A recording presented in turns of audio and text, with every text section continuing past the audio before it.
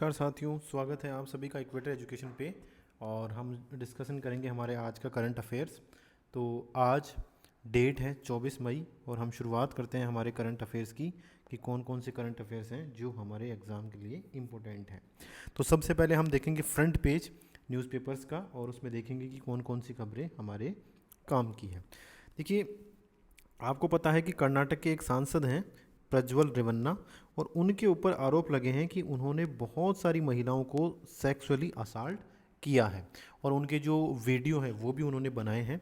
और जैसे ही वो वीडियो पब्लिक डोमेन में आना शुरू हुए तो उस सांसद ने अपने डिप्लोमेटिक जो पासपोर्ट था उसका यूज़ करके और भारत को छोड़ दिया और वो यूरोप में चले गए हैं।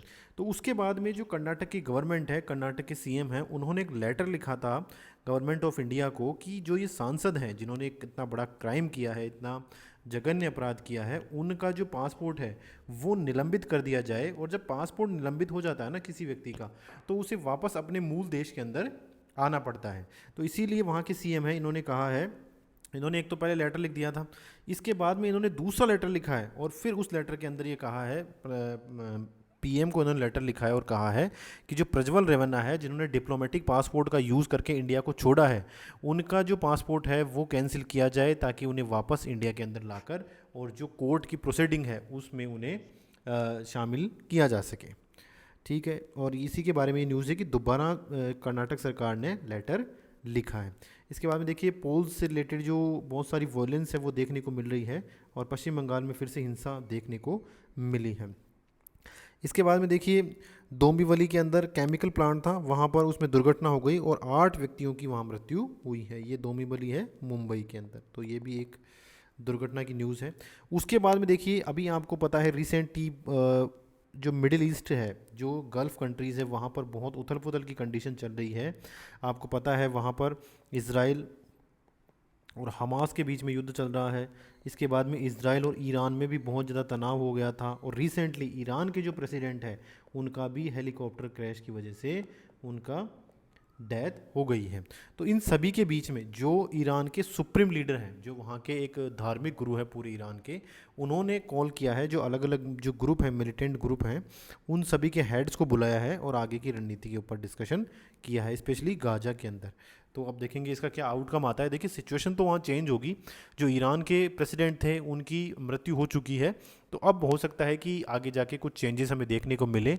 चेंजेस दोनों ही सेंस में हो सकते हैं कि हो सकता है वहाँ युद्ध बहुत तेज़ी से आगे बढ़े, या ये भी हो सकता है कि अब धीरे धीरे युद्ध वहाँ पर ख़त्म होने की ओर बढ़ जाए। तो दोनों ही सिचुएशन वहाँ पर पॉसिबल है। इसके बाद में देखिए, इंडियन एक्सप्रेस में हम देख लेते हैं। इसमें क्या है कि ऐड ही ऐड आए हैं बहुत सारे, न्यूज़ तो बहुत कम आई है। तो इसमें ये अरविंद केजरीवाल है, इनका इंटरव्यू आया है और बहुत ज़्यादा हमारी इंटरव्यू काम का नहीं है। इसके बाद में देखिए, एक बहुत इंपॉर्टेंट न्यूज़ है कि सेंसेक्स और निफ्टी, इनके बारे में तो हम विस्तार में पढ़ लेंगे आने वाले वीडियोस में। लेकिन सेंसेक्स और निफ्टी जो है हमारा जो शेयर मार्केट के दोनों इंपॉर्टेंट इंडिकेटर हैं, ये तो 30 कंपनियों का होता है सेंसेक्स, और निफ्टी होता है 15 कंपनीज़ का जो टॉप की है। तो इन कंपनियों के शेयर्स हैं, या हम कहें कि जो हमारा शेयर मार्केट है वो बहुत तेज़ी से बूम हुआ है और हाईएस्ट लेवल पर वो इस समय पहुंच चुका है। अब इसका सबसे बड़ा कारण क्या है? देखिए, सबसे बड़ा कारण क्या है कि आरबीआई ने बहुत बड़ी राशि है वो भारत सरकार को ट्रांसफ़र की है। तो आरबीआई से बहुत बड़ा अमाउंट मिला है गवर्नमेंट ऑफ इंडिया को। तो इस आर्टिकल को तो हम विस्तार से आज डिस्कस करेंगे कि कौन कौन से ऐसे चीज़ें हैं, सर्विस है जिससे गवर्नमेंट ऑफ इंडिया को इतनी बड़ी रकम मिली है और आरबीआई अपना जो लाभ है वो कैसे कमाता है। और रिसेंटली उन्होंने अपना बहुत बड़ा जो अमाउंट है वो सरकार को ट्रांसफ़र किया है। इसके बाद में देखिए, ये इलेक्शन के डेटा से रिलेटेड न्यूज़ है कि आप सभी को पता है जो 5 फेज़ हैं उनके अंदर पूरे चुनाव हो चुके हैं और 6 फेज़ के चुनाव कल हैं।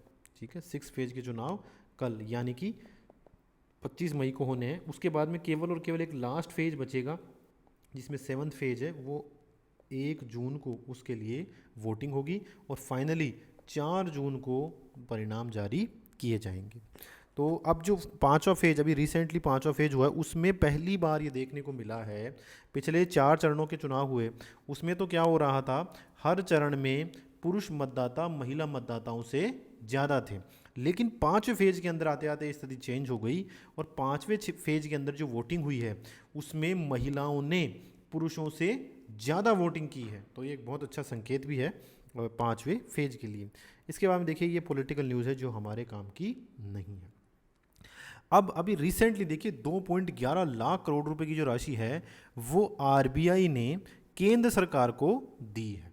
तो बहुत बड़ा ये अमाउंट है और हर साल आरबीआई, अब पहले तो आरबीआई देखिए बहुत सारे काम करता है और उन कामों के बाद में आरबीआई के पास जो पैसा बच जाता है उसमें से कुछ पैसे को वो अपने पास रोकता है और बाकी सारा का सारा जो पैसा है वो आरबीआई भारत सरकार को ट्रांसफ़र कर देता है।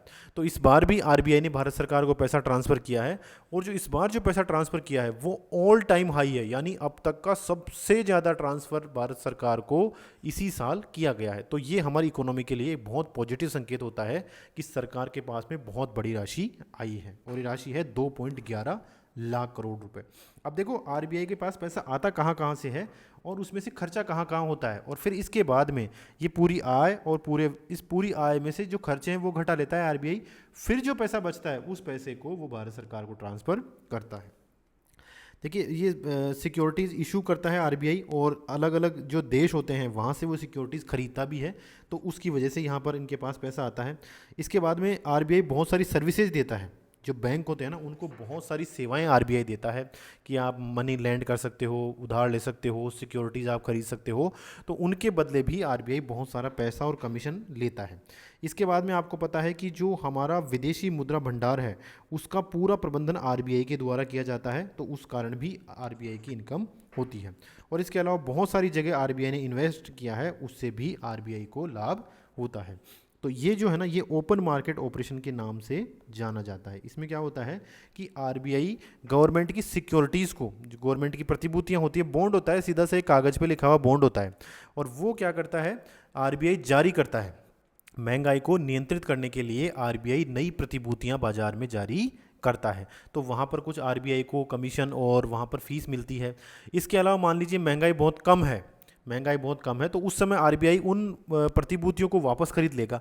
अब जब वो प्रतिभूतियां वापस जनता से खरीद के और उनके बदले आरबीआई जनता को पैसा दे देगा ना, तो जनता के पास पैसा आने के बाद में फिर से डिमांड बढ़ेगी और हो सकता है महंगाई धीरे धीरे ऊपर जाए। तो ओपन मार्केट ऑपरेशन का मतलब है कि सरकारी प्रतिभूतियों को आम जनता के लिए या बाजार के लिए जारी करना।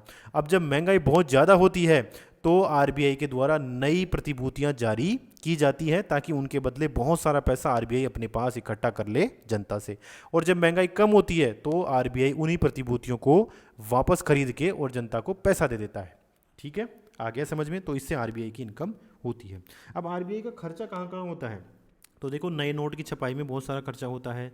फिर बहुत सारा पैसा है जो बैंक है ना अपने अधिशेष को आरबीआई के पास जमा करते हैं और आरबीआई उन्हें इसके बदले में ब्याज का भुगतान करता है, तो ये भी खर्चा है। इसके अलावा आरबीआई के बहुत सारे कर्मचारी हैं, उनकी सैलरी, उनकी पेंशन, और आरबीआई की जो पूरे देश भर में अलग अलग ब्रांचें हैं उनका ऑपरेशनल वे, उनके अंदर जो खर्चे होते हैं। इसके अलावा कुछ प्रोविजंस भी करता है आरबीआई, जैसे मूल्यह्रास के लिए प्रोविज़न और आकस्मिकताओं के लिए प्रोविज़न। तो इन प्रोविज़नों में भी आरबीआई पैसा रखता है और ये आरबीआई का खर्च को दिखाता है। अब इसके बाद में जो आरबीआई के पास बच गया ना, पूरी जो इसकी आय है आरबीआई की, उस आय में से आप व्यय को घटा दोगे तो जो बचेगा वो क्या कहलाता है? अधिशेष। और इसी अधिशेष को आरबीआई ने अभी 2.11 लाख करोड़ रुपए, देखिए बहुत बड़ा अमाउंट है, तो बहुत बड़ा अमाउंट इन्होंने भारत सरकार को ट्रांसफ़र किया है। अब ये ट्रांसफ़र करना क्या ज़रूरी है क्या? हाँ बिल्कुल ज़रूरी है। आरबीआई जो एक्ट है 1934 का, आरबीआई एक्ट 1934 की धारा 47 ये कहती है कि आरबीआई अपने अधिशेषों को भारत सरकार को हस्तांतरित करेगा। तो ये एक तरह से आप कह सकते हो कि वैधानिक प्रावधान है, आरबीआई की वैधानिक जिम्मेदारी है कि अगर उनके पास में अधिशेष बचता है तो वो उसे भारत सरकार को ट्रांसफ़र करें। ठीक है, इसके बाद में देखिए अब भारत सरकार के पास में इतना सारा पैसा आ गया जो आरबीआई ने सीधा सीधा ट्रांसफ़र किया है, तो उससे अब क्या क्या फ़ायदे होंगे सरकार को? तो देखिए राजकोषीय राहत मिलेगी। अब सरकार नई नई योजनाएं भी शुरू कर सकती है, या जो पुरानी योजनाएं चल रही है उनके लिए खर्च वो दे सकती है, और पुरानी इंफ्रास्ट्रक्चर के जो योजनाएं थी उन सभी के लिए सरकार अब खर्च कर सकती है। इसके अलावा जो सरकार का टैक्स में कमी करने की वजह से या अन्य राजस्व स्रोतों की वजह से जो कमी हुई है ना सरकार के राजस्व में, उसकी भी भरपाई करने में मदद मिलेगी। फिर एक राजकोषीय लक्ष्य को प्राप्त करना, आपको पता है FRBM एक्ट बना हुआ है, ठीक है, ये पार्लियामेंट का एक्ट है और ये बताता है कि सरकार को अपना खर्च कम करना चाहिए, अपने राजकोषीय घाटे को GDP के 3% से ऊपर नहीं ले जाना। तो अब सरकार ज़्यादा खर्चा करेगी तो वो 3% से ऊपर चला जाएगा। तो इस केस में अगर सरकार के पास में एक्स्ट्रा 2.11 लाख करोड़ रुपए आ गए ना, तो सरकार के अब हाथ खुल जाते हैं एक तरह से, अब वो खर्चा कर सकते हैं। राजकोषीय घाटे पर नियंत्रण हो सकता है। और विनिवेश, जैसे बहुत सारे ऐसे PSU हैं जनरली जिनको सरकार विनिवेश करती है, अर्थात उनमें अपनी हिस्सेदारी कम करती जाती है, अर्थात उनका एक हिस्सा प्राइवेट सेक्टर को बेचती है, तो वो भी सरकार को करने की अब ज़रूरत नहीं पड़ेगी। देखिए इसके अलावा क्या है कि एक CRB भी मेंटेन किया जाता है RBI के द्वारा। तो ये भी बार बार न्यूज़ में आ रहा है कि कंटीजेंट रिस्क बफर CRB, ये एक तरह से क्या है कि RBI अपने पास में एक पैसे का रिजर्व भंडार करके रखता है। जैसे हमारी मोटरसाइकिल में होता है ना रिजर्व पेट्रोल, कि भाई मुश्किल की घड़ी आ गई तब आप रिजर्व पेट्रोल का इस्तेमाल भी कर लो। तो वैसे ही RBI क्या करता है कि CRB रखता है, यानी अपने पास में कोष रखता है, एक भंडार करके पैसों का रखता है। हालांकि उसका वो कोई काम नहीं लेता सामान्य, लेकिन वो उस स्थिति के लिए है जब बहुत बड़ी आर्थिक विपदा आ जाए या आर्थिक स्थिति खराब होने लगे ना, तो इस बफर स्टॉक का वो इस्तेमाल करता है। और ये पहले 6% रखता था RBI, अब इन्होंने बढ़ाकर इसे 6.5% कर दिया, ठीक है। तो इस 6.5% का CRB स्टॉक है वो RBI के द्वारा इस बार रखा गया है। फिर मैं आपको बता दूं, अगर पूछा जाए आकस्मिक जोखिम बफर या कंटीजेंट रिस्क बफर किसके द्वारा रखा जाता है, तो ये RBI के द्वारा रखा जाता है। ये क्यों रखा जाता है कि अगर मान लीजिए आर्थिक स्थितियां खराब होती है और RBI को पैसों की ज़रूरत पड़ती है तो वो इस फंड का उपयोग करती है। इस फंड में पैसा रखने के बाद में फिर जो पैसा बचता है वो फिर RBI के द्वारा सरकार को ट्रांसफ़र कर दिया जाता है, ठीक है। तो उम्मीद है आज का वीडियो आपके लिए यूज़फुल रहा होगा। आप सभी का धन्यवाद। Thank you very much.